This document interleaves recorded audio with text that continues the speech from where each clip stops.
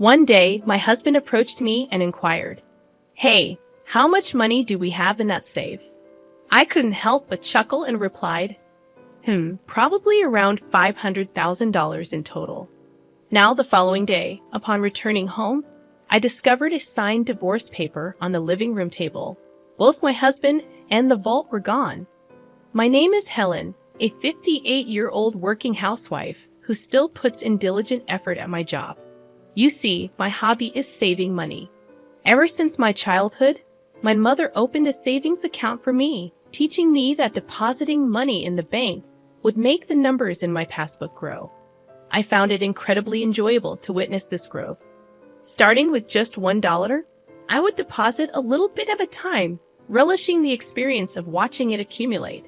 As my savings grew over the years, earning a few cents in interest annually became a delightful surprise to my younger self. With a fondness for money and understanding how it works, I pursued a career as a financial planner, offering advice on asset management. One day, a college friend approached me concerned about an old childhood friend who was in serious trouble due to debt. They asked if I could offer some advice, and intrigued, I agreed to meet with him. This friend, named Mark, was a handsome man with a refreshing smile. He shared his story, confessing his love for gambling and the struggles he faced in making ends meet. Feeling sympathetic, I offered Mark some guidance. Given his precarious financial situation, I advised him to consolidate his debts and reduce his monthly payments to better manage his life. As my friend had asked for my help, I willingly lent a hand. Looking back now, I realized that perhaps I had developed a slight crush on Mark during our interactions. Little did I know that this would lead to a series of troublesome events. Against the advice of my friend, Mark and I decided to get married, believing that our union would help us face his debts together. Due to my stable income and financial expertise, most of Mark's income went towards paying off his debt. I made sure he severed ties with his parents to prevent the debt from escalating. Additionally, I provided Mark with a monthly allowance of $500. However, when Mark decided to cut ties with his parents, they responded with anger and resentment. His mother labeled him an ungrateful child, regretting ever giving birth to him. His father too expressed his discontent, desiring to confront me for what he considered thieving behavior. It was clear that they believed Mark belonged to them as a means to repay their debts. Exhausted from dealing with his parents' debt for so long, Mark finally stood up for himself, declaring he was not their ATM. He returned to me, feeling relieved to be free from their constant reminders of the financial burden. Soon after, we welcomed a son, Kevin, who bore a striking resemblance to Mark. Kevin became my pride and joy, but unfortunately, he inherited his father's lack of discipline and indecisiveness. Just as our son noticed Mark's carefree character, he also observed the never-ending cycle of borrowing money from predatory lenders, dealing with loan sharks, and tricking friends into lending him money for gambling. Our journey was not without its challenges, but I managed to keep Mark on track. Over the span of 23 years, we gradually reduced Mark's debt to around $10,000, nearing full repayment. One day, while on the verge of achieving our financial goal, Mark received a call from his parents. They informed him that his father had collapsed and was at the hospital. Concerned, Mark left work early to be by his parents' side. He messaged me, apologizing for breaking our promise and explaining the situation. I encouraged him to go and comfort his parents, assuring him it was all right.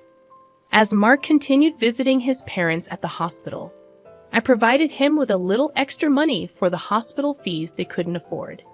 It seemed my in-laws were struggling financially and relying on Mark for support.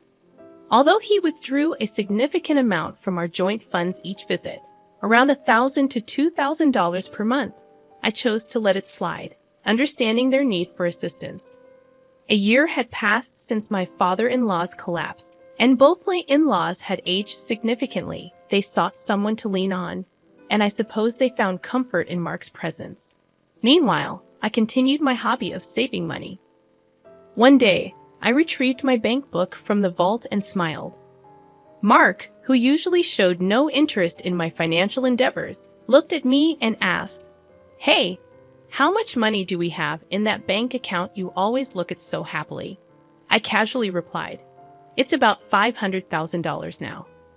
However, the next morning, I discovered divorce papers completed and left in the living room. Both Mark and the safe were gone. As I sat there having breakfast, I couldn't help but smile. I knew Mark had his eyes on the money in the vault, and he had planned to take it all. Imagining him attempting to carry the entire vault nearly made me burst out laughing. In our home, we had a black cat named Luna. We had installed a pet camera to watch Luna's adorable antics, which served as healing moments throughout my day. Luna provided a sense of comfort amid the unexpected turn of events. While watching the pet camera during my lunch breaks, I was always greeted by the adorable sight of my child. But one day, as I switched on the camera, something unexpected unfolded in our living room. My in-laws and my husband Mark engaged in an unbelievable conversation. "Oh, you live in such a nice house, Mark. Your good salary makes your mother so proud," they flattered him. Mark's father responded proudly, "Indeed, I make a decent salary myself. However, Helen takes it all, and I'm left with a mere allowance of $500 a month." "Are you kidding me? That's outrageous. You should be getting more," they exclaimed, sympathizing with Mark. "Why do you obey such a tyrant like Helen? You could live a much better life on your own," they continued. "Mark, you're our pride. You could have saved hundreds of thousands by now. But she's exploiting you? Poor thing." They manipulated him. Listening to their conversation, I wondered if they had completely forgotten that I had worked hard to pay off Mark's debts. I pondered what was going on in their heads. In the past, it was Mark burdened with debt from his parents, and I had to provide them with cash every month, making it challenging for us to get by. "Did you know she has a bank book with tons of savings? It's not fair that you only get $500. Mark complained, and in that moment, my in-laws' eyes lit up. They exchanged glances and eagerly leaned in, awaiting Mark's response. Last I heard, I think it was around $400,000 or $500,000, Mark answered. "Mark, isn't that money rightfully yours?" they asked, trying to persuade him. "It may not match the effort you've put in, but shouldn't you be receiving that money?" "Yeah, I guess you're right. I'm starting to think the same thing," Mark conceded. Despite his good looks, Mark was easily influenced and indecisive. In the past, I found this endearing and wholeheartedly devoted myself to him. However, it seemed he was being manipulated by his parents once again, and they were about to touch my precious savings. Witnessing this scene was incredibly painful. Tears streamed down my face as I sat at my desk at work, holding my phone. For the past 23 years, I had diligently set aside my own living expenses from Mark's income, primarily using it to pay off our debt. On top of that, I provided him with a $500 allowance from my own pocket. Despite explaining this to Mark, it appeared he had completely forgotten what the past 23 years had been for. I felt a deep sadness and pitifulness, as if I were drowning in my own tears in that moment. I made the decision to record the conversation and promptly sent the data to my son. Claiming sickness, I left work early and headed to my regular bar, where I drowned my sorrows in alcohol. Pouring out my heart to the bartender, he gently comforted me, saying, "Why do you grieve for someone like that? You've done nothing wrong. There's no need to live for them. Live for yourself." In that moment, my love for my husband and my intoxication faded away. "Thank you, sir. Next time, we'll share a pleasant dream," I said to the bartender before leaving. Returning home, I entered my study and began devising a plan to retrieve the bank book from the safe. I couldn't fathom how to accomplish it, but I was determined to show them hell. They should never underestimate me. Concentrating harder than ever, I knew that gathering evidence was the first step. From that day on, I diligently checked the pet camera every day, and slowly, the ugly truths began to surface. Instead of the woman my husband was having an affair with, my in-laws started appearing on the camera in our house. They were discussing their plan to take the bank book from me. "Is everything arranged to take that bank book from Helen?" they asked, grinning unpleasantly. "You're smart. You must have thought of something, right?" Yeah, I have a plan. I'm thinking of taking the entire vault. It'll be easy, Mark responded confidently. But the safe is quite heavy. Are you sure you can handle it? His father questioned. I'll be fine. I'll load it onto a cart. Dad, help me out, Mark replied, and his father agreed, saying, All right, I'll assist you anytime. The safe weighed around 120 pounds, confirming my suspicion that Mark, despite his good looks, was not very smart. At that moment, I solemnly pledged to drag these people down to the depths of hell. They had not only betrayed me, but also ruined the precious moments I spent watching Luna, our cat. Witnessing my husband's infidelity through the camera was a painful blow. I had hoped to find solace in Luna's presence, but even she seemed scared and wouldn't show up. These people had shattered my peace, but I vowed to punish them severely. One day, while I was working, I activated the pet camera once again. This time, it wasn't the woman my husband was having an affair with. Instead, it was my in-laws at our house, discussing their plan to take the bank book from me. With determination in my heart, I continued to gather evidence, and soon the day would come when I would execute my plan and show them the consequences of underestimating me. Facing the reality of my impending divorce, I found myself strangely accepting of the situation. Just how desperate were these people to go after money? I sat at my office desk, sipping coffee, and recorded the scene on my phone screen. Surprisingly, I wasn't upset or sad anymore. If they had such intentions, so did I. I was determined to show them the consequences of their actions. Then, the day finally arrived. Hey, how much money is in that passbook on the vault? You always seem so happy when you're looking at it, Mark asked. Right now, there's about $500,000 in there, I replied casually. The next day when I arrived home, I discovered a signed divorce paper in the living room. Both my husband and the vault were gone. A smirk formed on my face as I sat down to have breakfast.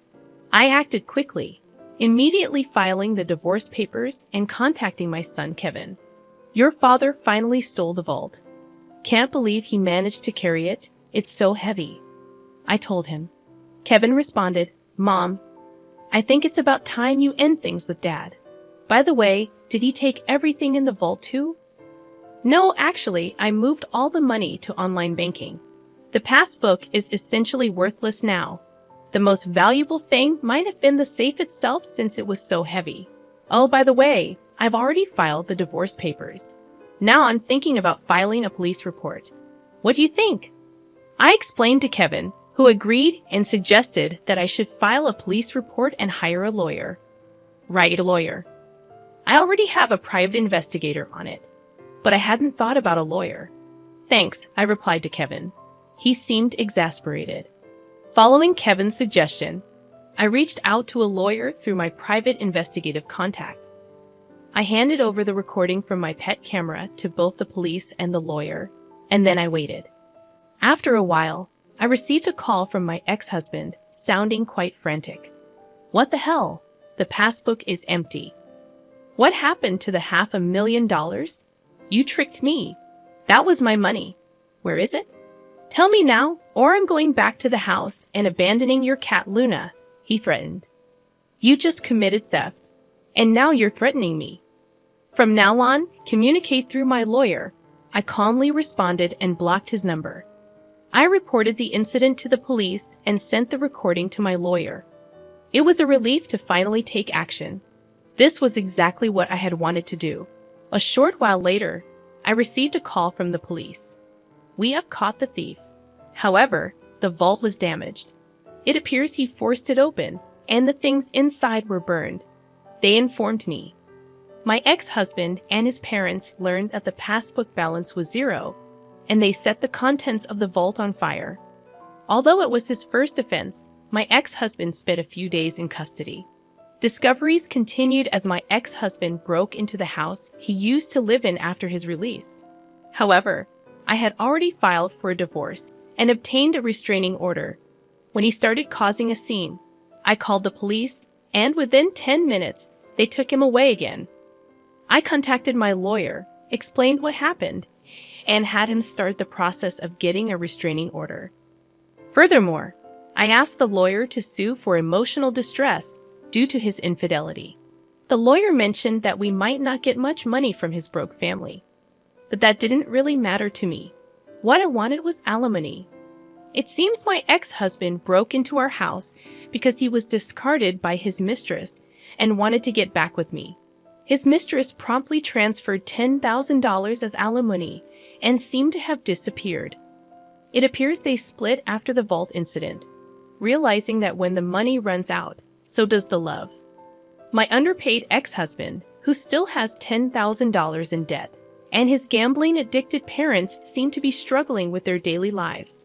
He is living in an old single-room apartment without a bath, constantly quarreling with his parents. This information came from my lawyer. My ex-husband pleaded with me, saying, "I can't afford to pay the alimony. Please reduce the amount."